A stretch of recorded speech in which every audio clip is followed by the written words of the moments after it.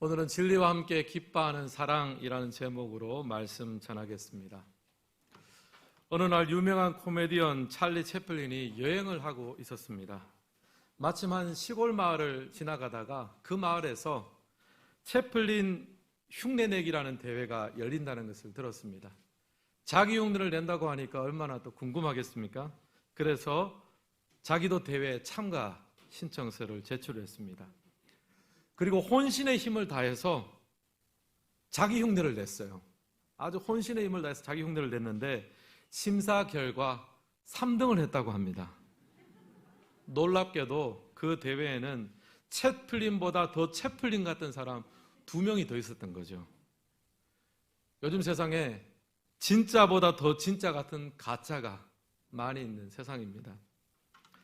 2019년 9월 미국 LA 한인타운에 위치한 스파, 우리로 치면 목욕탕입니다. 그 목욕탕 여탕에 한 남자분이 들어섰습니다. 여탕에 있던 사람들이 깜짝 놀라서 항의를 하고 나가라고 했는데 나가지를 않는 거예요. 그리고 경찰까지 출동하는 소동이 벌어졌습니다. 하지만 그 남성은 여탕에서 나가기를 거부를 했습니다. 왜냐하면 비록 자신의 몸은 남자지만 자신의 성적인 정체성은 여자다, 그렇게 생각했기 때문이에요. 자신의 성적 정체성은 태어날 때부터 하늘로부터 부여되는 것이 아니라 나중에 내가 선택하는 거다. 근데 그렇게 주장을 하니까 나를 여탕에서 쫓아내지 못한다, 그렇게 주장을 했습니다. 나중에는 이제 찬성하는 쪽과 반대하는 쪽까지 그렇게 시위까지 벌어졌다는 이야기를 들었습니다. 이 일이 다 끝난 후에 스파 직원이 언론과 이런 인터뷰를 남겼습니다. 캘리포니아 차별금지법에 의거해서 누구든지 자신을 여성이라고 주장하면 여탕 출입을 허용할 수밖에 없다. 깜짝 놀랄 만한 일인데 사실 우리나라에서도 이제 이런 언론 소식이 들려올 날이 멀지 않았다라고 생각합니다. 여러분, 이처럼 우리가 살아가는 세상은요, 뭔가 기준이 명확하지 않습니다. 방금 말씀드린 바와 같이 남자와 여자의 구분도 이제는 점점 모호해지고 또 진리와 비진리의 경계도 애매해지고 있습니다. 그리고 선과 악, 이런 것을 뭔가 좀 딱 잘라서 말하기가 어려운, 그야말로 기준과 척도가 모호해가는 그런 세상이 되었습니다. 여러분, 절대 진리가 어디 있습니까? 개인의 기호가 그 자리를 대신하고 있고요. 정의가 어디 있습니까? 사회적인 합의나 다수결이 오늘날 이 시대에 정의의 자리를 대체하고 있습니다. 진짜보다 더 진짜 같은 가짜들이 이 세상 가운데 참 많이 있는 것 같아요. 기준이 모호한 시대를 우리는 살아가고 있습니다. 사랑하는 성도 여러분, 이렇게 기준이 무너진 시대를 살아가면서 하나님의 백성으로서 우리가 붙들어야 될 기준, 붙들어야 될 진리는 어디 있습니까? 성경이 우리 성도의 삶의 기준점이 될 줄을 믿습니다. 디모데후서 3장 16절에서 17절 말씀 우리 함께 읽겠습니다. 모든 성경은 하나님의 감동으로 된 것으로 교훈과 책망과 바르게 함과 의로 교육하기에 유익하니 이는 하나님의 사람으로 온전하게 하며 모든 선한 일을 행할 능력을 갖추게 하려 함이라. 아멘. 여기 보면 성경은 하나님의 감동으로 기록되었습니다. 성도의 삶에 하나님의 뜻이 무엇인지, 하나님의 마음이 무엇인지를 가르쳐 줍니다.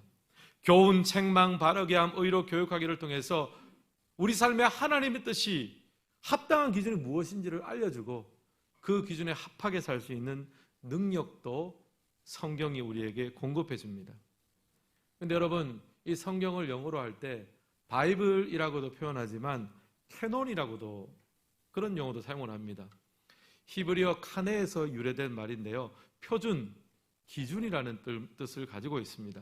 결국 성경이 우리의 삶과 신앙생활의 절대적인 기준이라는 말입니다. 우리는 그 기준을 진리라는 말로 사용할 수도 있겠습니다.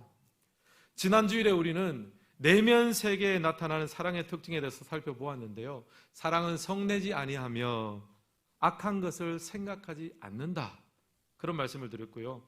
오늘은 진리와 관련하여 드러나는 사랑의 특징에 대해서 함께 살펴보겠습니다.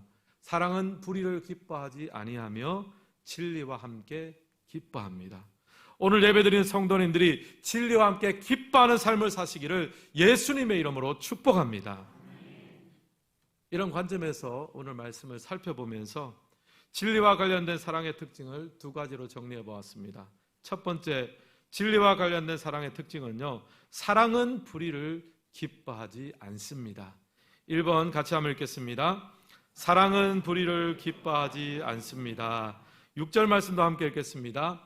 불의를 기뻐하지 아니하며 진리와 함께 기뻐하고. 아멘. 여기 보면 사랑은 불의를 기뻐하지 않는다라고 합니다. 이곳에서 사용된 불의라는 단어는요, 영어로는 주로 wrongdoing으로 번역이 되는데 잘못된 행실을 가리키는 말입니다.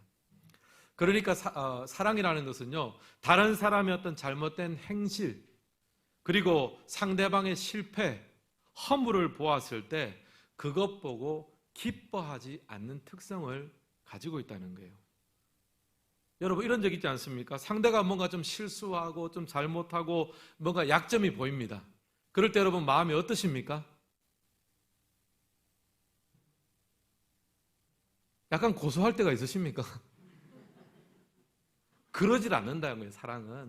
사랑은 상대방이 실수하고 실패하고 약점이 있고 허물이 있을 때 그거 가지고 안타까워하지, 그걸 가지고 고소하게 생각한다거나 또 은근하게 기뻐하지 않는다 하는 뜻입니다.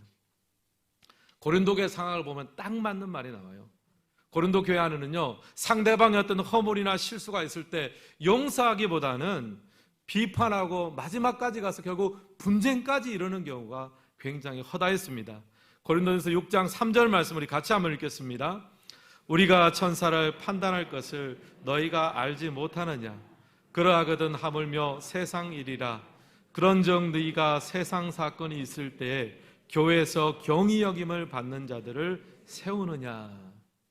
여러분, 이 본문에 보면요, 고린도 교회 안에 어떤 분쟁이 생겼던 것 같아요. 그런데 성도들이 그 일을 판단하기 위해서 세상 법정으로 바로 나아갔던 것 같습니다. 교회 안에서 교회법을 따라서 처리할 수 있는 기회가 있음에도 불구하고 세상 법정으로 바로 고소고발로 나아간 거죠.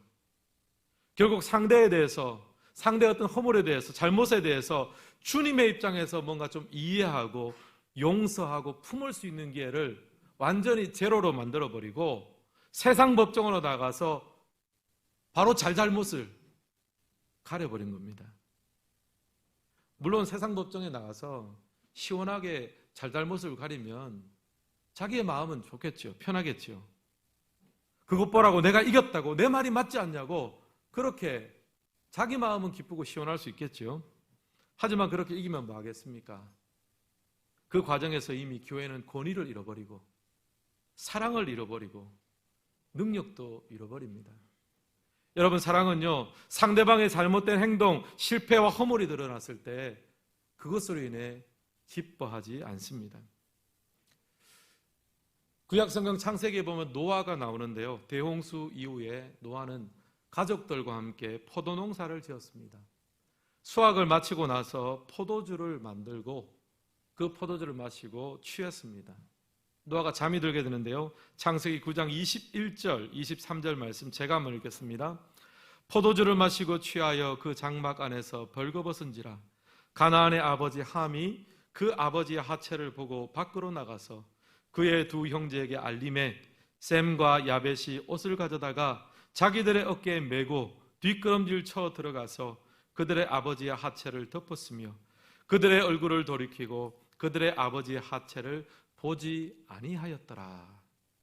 여러분, 여기 보면 노아가 술이 취해서 이제 잠이 들었습니다. 그 과정에서 이제 옷이 벗겨져서 하체가 드러났습니다. 노아의 허물이 드러났죠.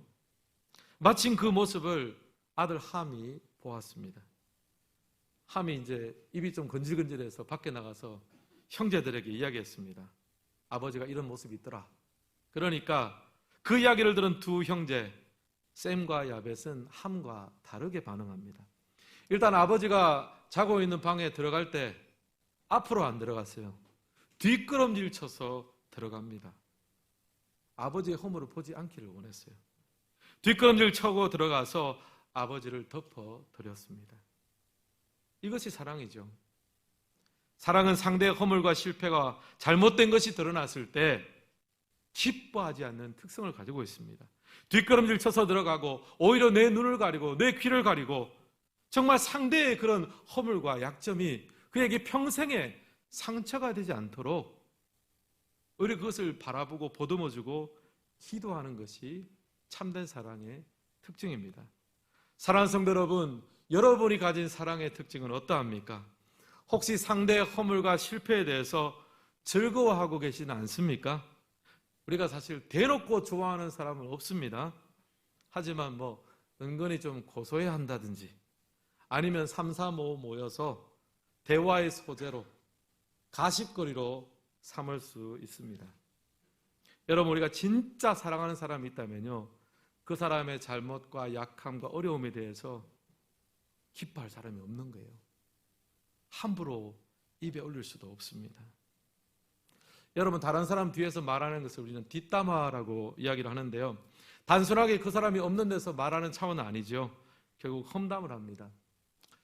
여러분, 뒷담화를 우리가 왜 할까요? 여러분, 뒷담화 왜 하십니까?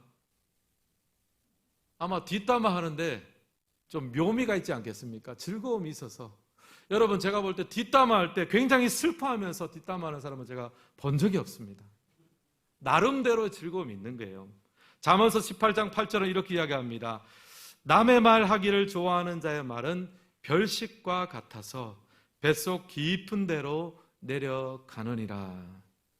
여러분, 뒷담화 하는 얘기가 얼마나 좋은가 하면요, 별식과 같다고 합니다.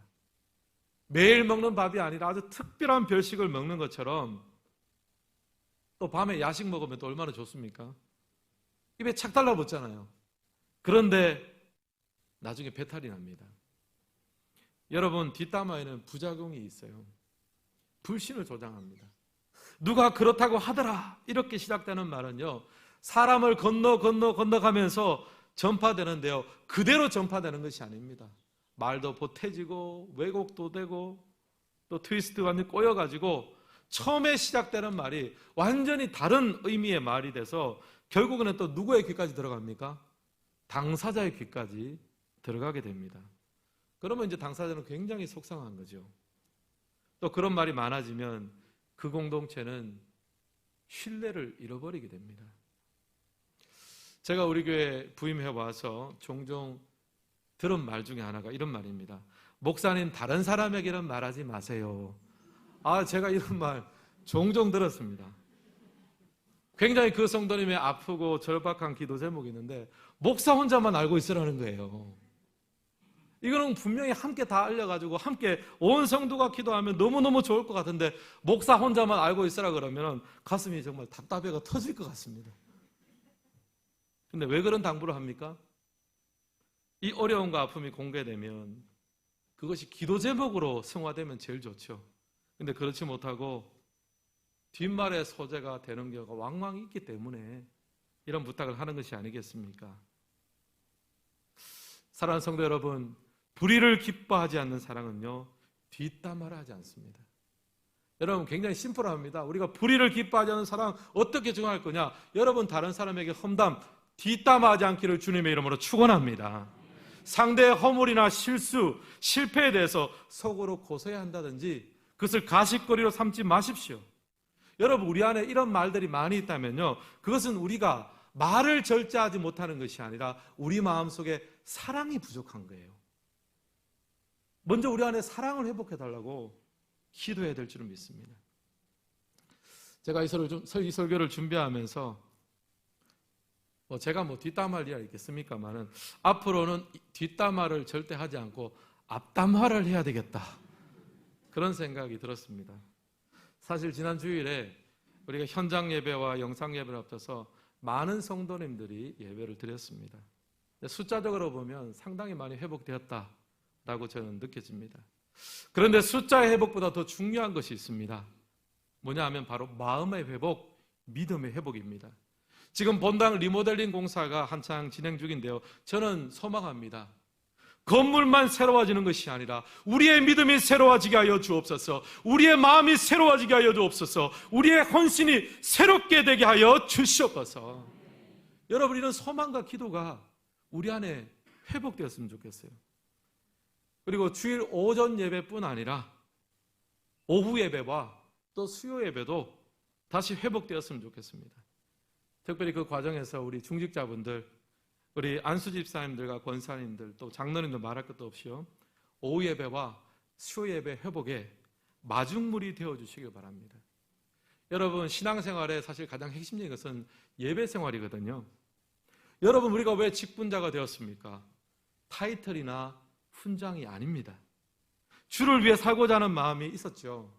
그 초심이 이번에 회복돼야 되지 않겠습니까? 직분자이기 전에 먼저 예배자가 되시기를 주님의 이름으로 축원합니다. 또 종종 보니까 대표기도 순번에서도 빠지시는 분들이 있는 것을 제가 봤습니다. 물론 또 한편 또 이해는 되지만 사실 있을 수 없는 일입니다. 여러분, 수요일나 또 오후 예배 때 참석하기 어려우신 직분자분이 계시면 조용히 저를 찾아와서 저와 상담을 해주시면 좋겠습니다. 잠시 휴직을 할 수도 있고 정 어려우면 내려놓을 수도 있지 않습니까? 여러분, 우리가 직분받은 것이 무슨 우리의 짐이 되어야 되겠습니까? 기쁨으로 예배드리고 기쁨으로 섬길 수 있는 그런 마음의 자세, 이것이 참으로 우리에게 필요한 영적인 리모델링이 아니겠습니까? 여러분, 우리의 직분부터 시작해서 우리의 마음과 우리의 헌신 또한 명적으로 리모델링 되시기를 예수님의 이름으로 축원합니다. 이상 앞담하였습니다. 뒷담하지 않겠습니다. 앞에서 제가 다 말씀드릴게요. 사랑하는 성도 여러분, 사랑은 불의를 기뻐하지 않습니다. 상대의 잘못과 약점에 대해서 기뻐하거나 가십거리로 삼지 않습니다. 여러분, 우리 안에 이 불의를 기뻐하지 않는 사랑의 정신이 아름답게 회복되기를 주님의 이름으로 축복합니다. 두 번째, 진리와 관련된 사랑의 특징은요, 사랑은 진리와 함께 기뻐합니다. 2번 같이 한번 읽겠습니다. 사랑은 진리와 함께 기뻐합니다. 6절 말씀을 다시 한번 같이 읽습니다. 불의를 기뻐하지 아니하며 진리와 함께 기뻐하고. 아멘. 여기 보면 사랑은 진리와 함께 기뻐한다라고 되어 있습니다. 메시지 성경은 다음과 같이 번역을 하는데요, 진리가 꽃피는 것을 보고 기뻐하며.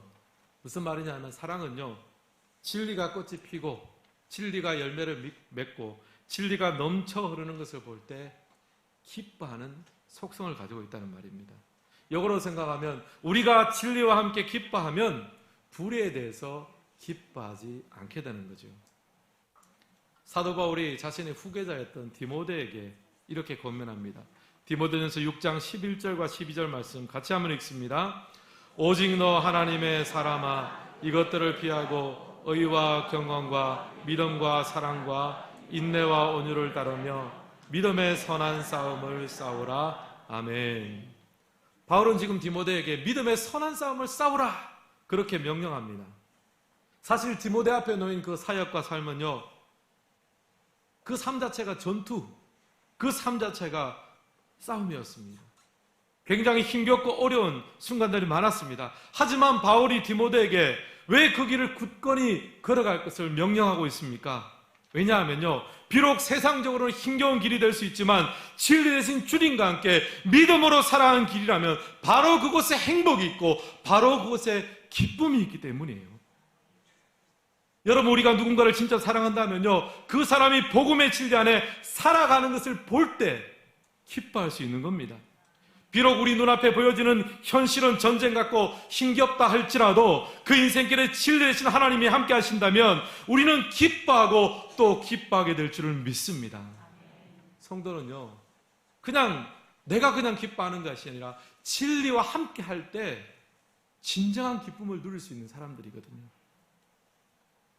여러분의 가족과 이웃들을 한번 살펴보십시오. 여러분은 우리의 이웃과 우리의 가족들 중에 어떤 부분에, 그 삶의 어떤 부분에 집중을 합니까? 어떤 모습을 보면 기뻐하세요? 어떤 분들은 자녀가 좀 안정이 된 그런 편안한 직장에 취업을 하면 굉장히 기뻐할 것입니다. 또 어떤 분들은 자기가 하는 일이 잘 되고 막힘이 없을 때 기뻐합니다. 물론 그것도 정말 기뻐할 만한 일입니다. 하지만 가장 기뻐할 일은 우리가 복음의 진리 위에 서 있는 것이 가장 기뻐할 만한 일이죠. 시간이 지나면 지날수록 점점 확신해지는 것이 있습니다. 예수 잘 믿는 것이 최고의 복인 줄을 믿습니다. 진리 안에 서 있는 것이 우리 인생 가장 최고의 기쁨이요 최고의 감사의 제목인 줄을 믿습니다. 지난주에 새벽 설교 본문이 사무엘 하였습니다. 다윗 왕이 이제 주인공으로 나오는데요. 우리는 보통 이제 다윗에 대해서 굉장히 높이 평가합니다. 하나님의 마음에 합한 자이며 이스라엘의 위대한 왕이었습니다. 근데 지난주 이 다윗 본문 중에 핵심 주제가 뭐였냐면 밧세바 사건이에요. 다윗은 남편이 있는 여인과 간통을 하고 임신을 시켰습니다. 그리고 그 죄를 숨기기 위해서 여인의 남편 우리아를 전쟁터로 내보냈고 그를 죽이도록 살인을 교사했습니다. 이런 면에서 보면 성경은 굉장히 리얼합니다. 다윗에 관한 비위 같으면 조금 더 덮어주고 지나갈 만도 한데 인정사정 없어요. 인간의 죄성에 대해서 철저하게 파헤칩니다. 진리는 투명하거든요. 그래야 하나님의 은혜가 무엇인지 알고 그래야 하나님의 구원이 얼마나 소중하다는 것을 알 수 있기 때문입니다. 제가 보니까 이 사건에 드러난 이 사건에서 다윗에게 적용된 진리는 하나님의 심판입니다. 하나님은요 나단 선지자를 불러가지고 다윗에게 보냈습니다. 아주 그냥 따끔하게 혼을 냅니다. 태어난 아기는 죽고 다윗의 나라는 반역이 끊이지 않을 것이다. 무시무시한 심판을 합니다. 너무 아픈 진리죠, 다윗에게는. 그런데 여기에서 다윗의 위대함이 묻어나옵니다.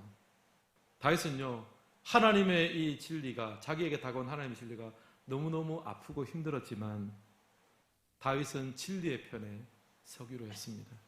하나님께서 내게 선포해 주신 이 진리가 너무나 힘들고 이 문책과 심판이 너무나 아프지만 그러나 저는 진리의 편에 서겠습니다. 하나님의 심판이 나에게 다 이루어지기를 원합니다. 그러나 주님 저를 긍휼히 여기셔서 그 가운데서 하나님 회개하오니 눈물로 회개하오니 저를 살려주시옵소서. 다윗의 위대함은 진리의 편에 서겠다는 결정이에요. 이것이 바로 사울왕과 다윗왕의 결정적인 차이 아니겠습니까? 사울왕은요 하나님의 진리 편에 서지 않았습니다. 하나님이 축복할 때는 좋았지만 하나님의 회초리에 대해서는 노라고 선포했습니다. 반대로 다윗은요 하나님이 주시는 것이 축복이 되었던 징계가 되었던 다 수용했습니다. 진리와 함께 기뻐했습니다. 사랑하는 성도 여러분, 하나님 믿는 백성은 어떤 사람들입니까? 진리와 함께 기뻐하는 사람들입니다.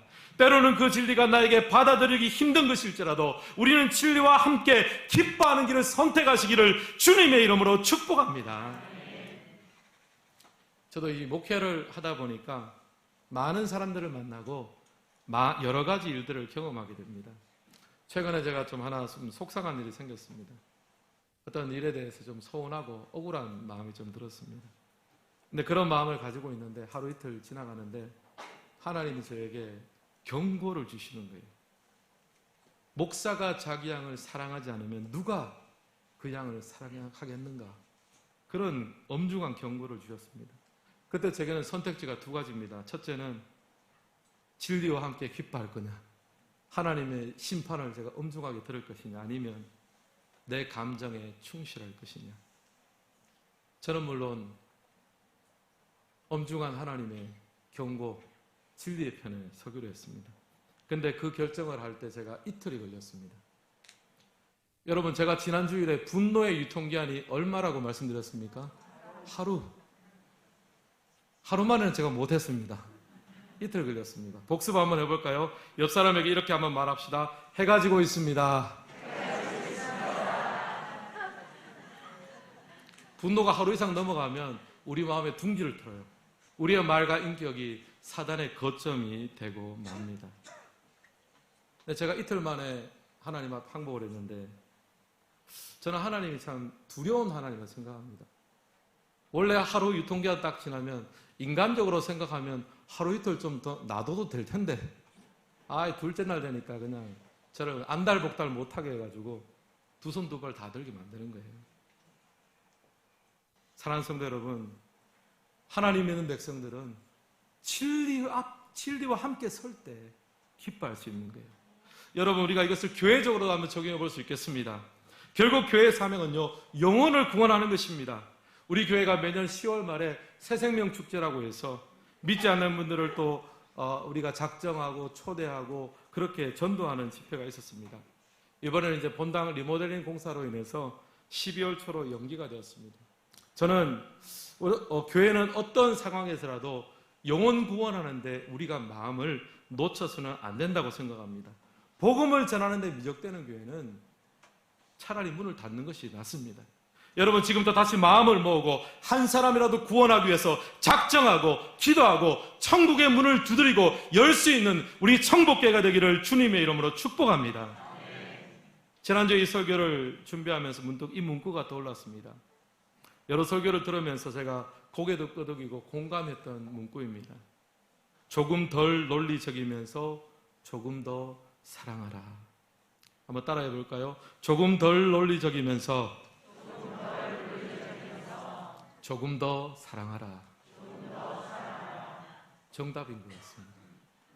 조금 덜 논리적이면서 조금 더 사랑하라. 사랑하는 성도 여러분, 진리를 이루는 힘은 결국 사랑입니다. 진리를 이루기 위해서 싸우기를 원하고 진리를 성취하기 원하십니까? 여러분, 사랑하십시오. 사랑은 성도와 교회의 가장 강력한 무기입니다. 세상이 사랑하지 못하는 사람을 교회와 성도가 사랑하는 것을 볼 때 세상은 하나님의 진리에 대해서 관심을 가질 것입니다. 오늘 말씀을 마무리하겠습니다. 모든 기준이 모호한 시대를 우리는 살아가고 있습니다. 그러나 하나님은 성경을 통해서, 캐논을 통해서 우리 삶에 명확한 기준을 보여주셨습니다. 그리고 그 진리와 함께 기뻐하는 사랑을 가지도록 우리에게 요청하셨습니다. 진리와 함께 기뻐하는 사랑이 무엇이었습니까? 불의를 기뻐하지 않는 사랑이었죠. 상대의 잘못된 행동이나 허물과 실패를 보고 기뻐하지 않습니다. 위해주는 척하면서 뒷담하지 않는 것이 참된 사랑이고요. 그리고 사랑은 진리와 함께 기뻐합니다. 우리가 누군가를 사랑한다면요, 그 사람이 복음의 진리 안에 서 있는 것을 볼 때 우리가 진짜 기뻐할 수 있는 거죠. 때로는 하나님의 그 진리가 우리에 적용될 때 징계나 꾸지람이 될 수도 있지만 그 책망 속에 담긴 진리와 그 은혜와 사랑이 우리가 순종하고 수용할 때 우리를 살리는 아름다운 하나님의 능력과 기쁨이 될 줄을 믿습니다. 이 말씀이 여러분의 삶 가운데 그대로 성취되어 사랑의 기준이 혼미한 이 시대 가운데 진리와 함께 기뻐하는 사랑으로 뚜렷하게 세워지는 여러분의 개인의 삶과 우리 교회가 되기를 예수님의 이름으로 축복합니다.